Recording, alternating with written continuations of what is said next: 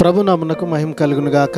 ఈ ఉదయకాల సమయంలో ఈ రీతిగా దేవుని యొక్క వాక్యాన్ని మీతో పంచుకునేటువంటి ధన్యతను ప్రభు నాకు ఇచ్చినందుకు మొదటిగా దేవునికి అలాగనే మీ అందరికీ కూడా ప్రేమపూర్వకమైనటువంటి వందనాలు తెలియజేస్తూ ఉన్నాను. ఈ దిన వాక్య ధ్యానము పేతురు రాసిన మొదటి పత్రిక 1వ అధ్యాయము 19వ వాక్యాన్ని ధ్యానించుకుందాం. అమూల్యమైన రక్తము చేత అనగా నిర్దోషమును నిష్కలంకమునగు గొర్రెపిల్ల వంటి క్రీస్తు రక్తము చేత విమోచించబడితిరని మీరు ఎరుగుదురు కదా. దేవుడు ఈ వాక్యమును మనందరి వినికిడిలో దీవించి ఆశీర్వదించునుగాక. మనల్ని విమోచించి తన వారిగా చేసుకునేందుకు దేవుడు చెల్లించిన వెల ఇది మాట కందనంత ప్రశస్తమైనటువంటిది.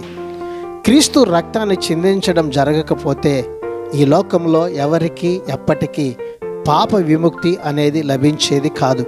యోహాను రాసిన సువార్త 1వ అధ్యాయం 29వ వాక్యంలో ఈ రీతిగా వ్రాయబడి ఉంది, ఇదిగో లోక పాపములను మోసుకొని పోవు దేవుని గొర్రెపిల్ల అని రాయబడి ఉంది.